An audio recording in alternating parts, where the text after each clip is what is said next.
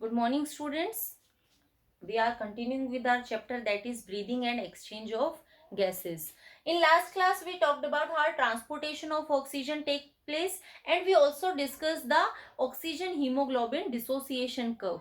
Today, we are going to discuss how transport of carbon dioxide takes place inside our body. In oxygen, we saw that there are two methods. Either the oxygen, only very little amount, only 3% of the oxygen is dissolving in blood plasma, and this is how it is going to be transported, and the 97% of the remaining oxygen is going to attach or bind with the hemoglobin, and then it is going to travel, or it is going to be transported. In carbon dioxide, we will see there are three different methods, there are three different ways through which this carbon dioxide is transported in our body. The first is same, by dissolving in blood plasma. In comparison of oxygen, the ability of carbon dioxide to dissolve in blood plasma is more. So almost 7% of the carbon dioxide dissolves in blood plasma, and this is how it is getting transported. Secondly, it is transported in form of bicarbonate ions. This is the way through which maximum carbon dioxide is transported. That means almost 70% of the carbon dioxide in our body is transported in form of bicarbonate ions. How these bicarbonate ions are formed? See, bicarbonate ions are formed when this carbon dioxide is coming in contact with water. Means it is going to combine with water and form bicarbonate ions. Water is present in blood plasma. Bicarbonate ions are forming in RBC. Here also the carbon dioxide is coming in presence in contact with water, and here also it is combining with water. Then how is the difference in the amount of carbon dioxide that is transported by these two different ways? Basically, what is happening? See, I am taking the RBC. So water is combining with carbon dioxide in RBCs, and this reaction is facilitated by a enzyme that is present in the RBCs, that is not present in blood plasma, and that is carbonic anhydrase.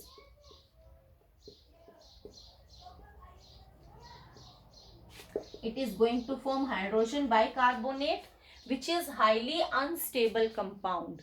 Now, same reaction is taking place in plasma also. The carbon dioxide is coming in contact with water, combining with water, but here the enzyme carbonic anhydrase is not present. So the rate of reaction of forming bicarbonate in RBC is more as compared to the blood plasma. That's why maximum of the carbon dioxide is carried out in form of bicarbonate ions in RBC. Now this is highly unstable, so it is going to dissociate into hydrogen ions and bicarbonate ions.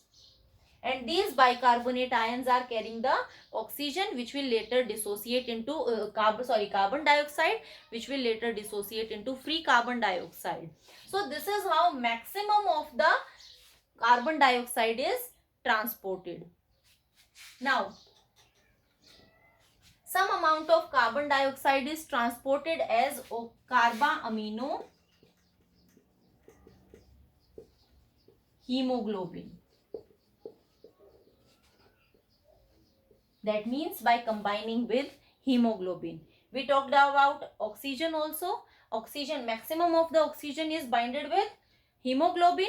This is the same method in which hemoglobin is going to bind with carbon dioxide, and it is leading to the formation of carbamino hemoglobin. What is the difference between the binding of oxygen with hemoglobin and the binding of carbon dioxide with hemoglobin? See, when oxygen is going to bind with hemoglobin, that is going to bind with the Fe2 positive ions that are present. But when carbon dioxide is going to bind, it is going to bind with the amine radicals that are present in the hemoglobin.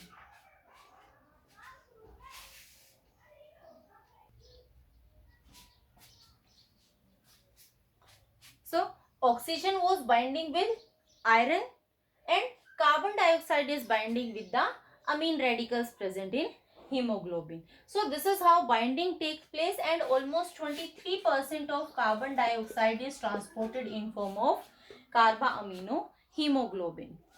Now let's see some of the different factors, some of the important terms associated with the transport of carbon dioxide and oxygen. First is Bohr's effect.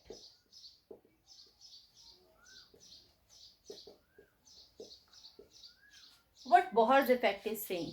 It is simply saying that when concentration of carbon dioxide is increasing, there is higher concentration of carbon dioxide, means this carbon dioxide is going to combine with water and it is leading to formation of bicarbonate ions. These formation of bicarbonate ions, or this increased in the concentration of CO2, is leading to the dissociation of oxygen from the hemoglobin, and the oxygen is now set free, and this oxygen will be transferred into the diffuse in body tissues.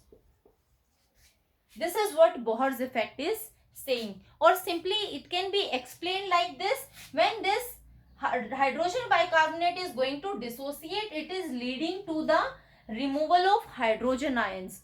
These hydrogen ions, they are decreasing the pH of the blood, and earlier I told you that when pH of the blood is going to decrease, the oxygen dissociation curve is going to shift on the right hand side, and the right hand side shifting of the curve simply means that there will be dissociation of oxygen from hemoglobin. So now oxygen is free, and this oxygen will be now diffused into the body tissue. So Bohr's effect is important for the transport of oxygen or supply of oxygen to the body tissues, and it is taking place when the concentration of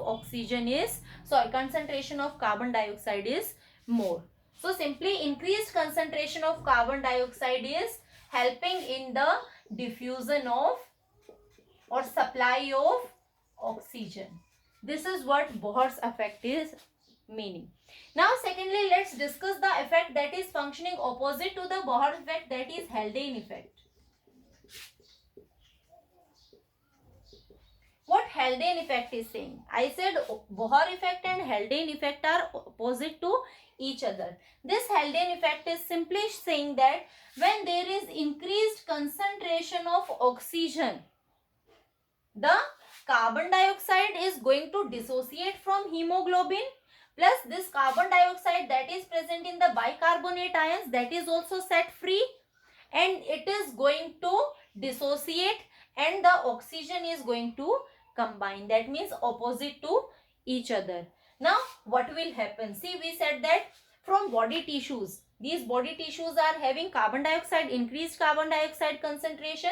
From here, pulmonary artery is going to carry this carbon dioxide to the heart, and then to the lung. First vena cava are going to carry this to the heart, and then pulmonary artery to the lungs. So this carbon dioxide is present inside the pulmonary artery. It is present in form of, it will be in carboamino hemoglobin form, and when alveoli are present here and pulmonary artery are reaching here, this where partial pressure of oxygen is more, here carbon dioxide partial pressure is more. So because of high partial pressure of oxygen, this oxygen is going to diffuse here, and if concentration of oxygen is increasing in the blood vessels, this is initiating the dissociation of carbon dioxide from hemoglobin, and after dissociating from the hemoglobin, this is going to enter into the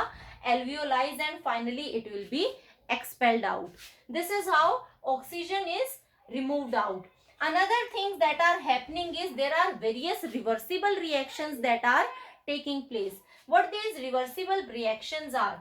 The KCl that are present in our blood and sodium bicarbonate are present. What they are doing? They are dissociating into chloride ions and bicarbonate ions. These chloride and bicarbonate ions, they are Again, this is combining with hydrogen to form hydrogen bicarbonate, and this hydrogen bicarbonate at the last dissociates into water and carbon dioxide, and this carbon dioxide will be removed out. What is the function of this chloride ion? Let's see in one more effect that is known as chloride shift or Hamburger effect. So the third effect that is taking place is chloride shift. How chloride shift is taking place?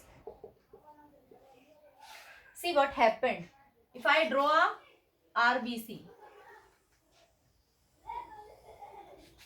and here the blood capillaries, they are having high concentration of CO2. So when this CO2 is going to enter inside the RBC, here the oxygen is combining with water and it is leading to the formation of hydrogen bicarbonate, which is dissociating into hydrogen ions and bicarbonate ions, and carbonic anhydrase is catalyzing these reactions because that is present inside the RBC. Now these bicarbonate, because of high concentration, this is all over blood plasma is there. Because of high concentration, this bicarbonate ion is going to diffuse into plasma. So because of the continuous outward movement of bicarbonate ions, the ionic disturbance is there inside the RBCs. So in blood plasma there is high concentration of chloride ions. So these chloride ions are going to come inward inside the RBC and they are going to maintain the ionic concentration inside the RBCs. So chloride shift simply means that from RBCs the bicarbonate ions are moving outward and the chloride ions are moving inward, and this is how the ionic balance inside this is maintained. So these are some of the effects that are associated with the transport of gases. This is how oxygen and carbon dioxide are transported in our body. Now let's discuss the next topic, that is cellular respiration. What is happening in cellular respiration? Cellular respiration, as the name is suggesting, the respiration that is taking place inside the cells of the body. We know each and every cell of our body is doing the process of respiration, and this respiration simply means that food components are going to be oxidized and these food components are yielding to ATP, and from here carbon dioxide is reduced plus some water molecules are formed. This is respiration. Now some of the organisms are having anaerobic process of respiration, while most of the organisms are showing aerobic process of respiration. For respiration, different food components are present in our cell. We already know glucose is there. So glucose is the most important respiratory function, or you can say the main function of respiration is performed by using glucose. So glucose is directly involved in the process of respiration, and this glucose is yielding almost 686 kilocalories of energy. Sometimes or some organisms use fat also for the process of respiration, because the yield energy that is coming out from the fat is far more than the glucose. But this fat is not directly involved in the process of respiration. It is formed into some intermediates like acetyl coenzyme A or glyceraldehyde phosphate, which are later on involved in the process of respiration. The food component that is almost in very small amount it is used in the process of respiration is proteins. The proteins, they are also not directly involved, but these proteins are broken down into amino acids, and these amino acids, they are further undergoing the process of deamination. The amine group is removed and they are leading to the formation of various organic acids, and later on these organic acids are going to take part in respiration. That means for respiration we can use glucose, fats and proteins, but the priority is always glucose, In some cases fats are also used, but in very less cases proteins are used for the process of respiration. When we see cellular respiration, this cellular respiration is, you can say, a complex process in which various sequence of reactions are taking place. So basically in cellular respiration, 4 different steps are taking place. So we will discuss in brief how these 4 steps are taking place. In our other chapters we will explain each and every process in detail. The first chapter of the first topic, the first stage of this is glycolysis.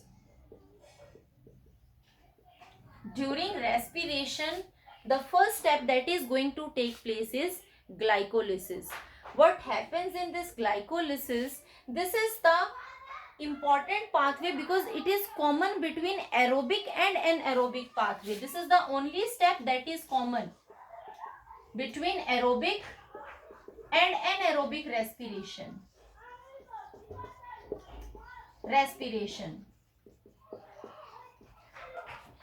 What happens? Suppose I am taking the respiratory substrate as glucose. So during the process of glycolysis, glucose will be converted into pyruvate. And if we see the process in detail, in the initial step, some amount of ATP is used up by the process, but later on, at the end of the process, ATP and water molecules will be released out. They will be liberated during the process of glycolysis. And the whole process of glycolysis will take place inside the cytoplasm of the cell. In glycolysis, no oxygen is required and here no carbon dioxide is being liberated out.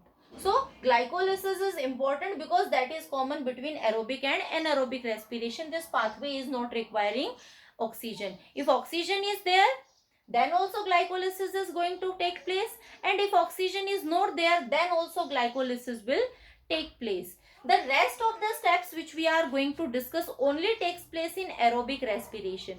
In anaerobic respiration, these steps are not going to happen. The second step is Krebs cycle.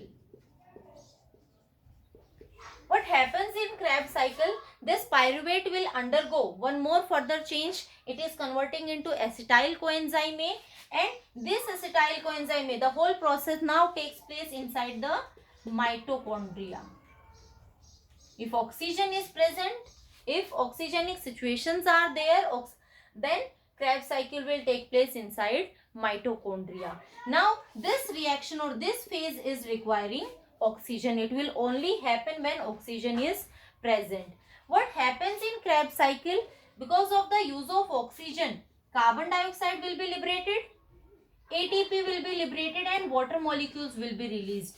This is the phase where no, you can say, ATP is consumed, only ATP is going to be liberated. And other forms, other assimilatory parts, reductional parts are formed like NADH and FADH2. These are going to form in the Krebs cycle that is taking place in the matrix of the mitochondria. The third phase is, the third pathway that is taking place in cellular respiration is electron transport chain. Electron transport chain. Shortly we abbreviate it as ETC. This electron transport chain, it is made up of a sequence of coenzymes and cytochromes. They are arranged in respect to their oxidation reductional potential in a sequential manner on the inner mitochondrial membrane. That means electron transport chain take place in the inner mitochondrial membrane. They are arranged in a sequential manner. These are going to extract out electrons from the reductional pairs like NADH2 and FADH2 means these reductional pairs are giving electrons. They are going to pass on the electrons. The electron is going to move through the sequence of these coenzymes and cytochromes, and finally they will provide these electrons to a acceptor, the final acceptor of the electron, that is oxygen. So electron transport chain simply means that on the inner mitochondrial membrane there is sequence of coenzymes and cytochromes. These are going to extract electrons. This is the electron donor. The electron is going to move through a sequence, and finally this electron will be accepted by a final electron acceptor, and that is oxygen. And later on this oxygen is going to combine with hydrogen ion, and it leads to the formation of water. That's why we are saying that some molecules of water are forming in the process of respiration. This is how electron transport chain is taking place. The last step that is taking place over here is oxidative phosphorylation. Oxidative phosphorylation. Oxidative phosphorylation means now ATP is generated. This ATP is also generated on the inner mitochondrial membrane. There is ATP synthesizing machinery, or we also call it F0, F1 particle. And this ATP synthesizing machinery is having an enzyme ATP synthetase, and this ATP synthetase is responsible for the secretion of, or for the release of ATP. If we say that this whole process is taking place in our muscles and nerves, 36 ATP molecules are going to form, and if this process is taking place in other parts of our body, then 38 ATP molecules are going to be formed. So this is how in cellular respiration ATP is derived from the breakdown of any of the food components.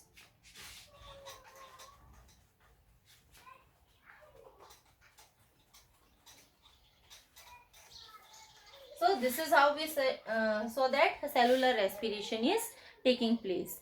Suppose if there is a situation, if respiration process, if breathing in some of the individual is being restricted because of any of the reason, what are different steps which can be taken to initiate or to support the individual for the respiration purpose? So the first support will be the manual respiration. That is very easy, and if we are not having any of the equipments with us, so with the help of mouth to mouth breathing we can initiate the process of respiration.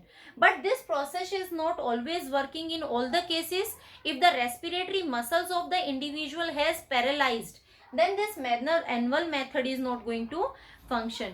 At that time we used some of the mechanical methods. The doctors are going to use some of the mechanical methods.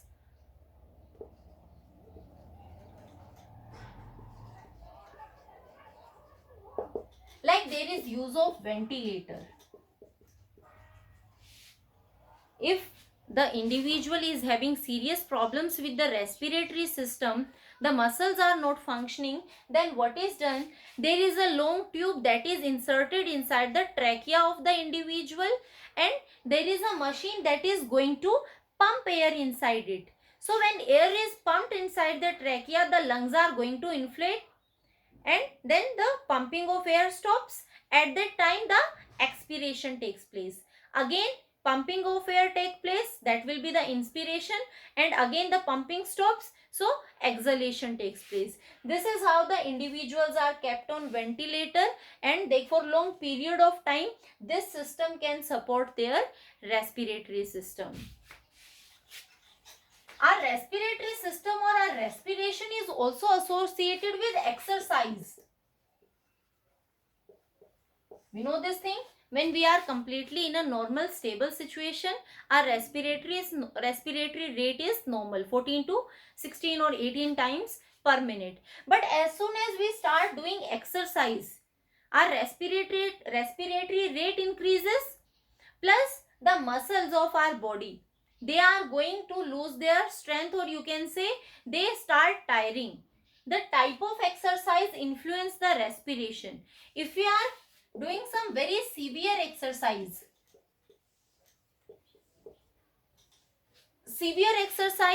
the muscles are working extremely fast.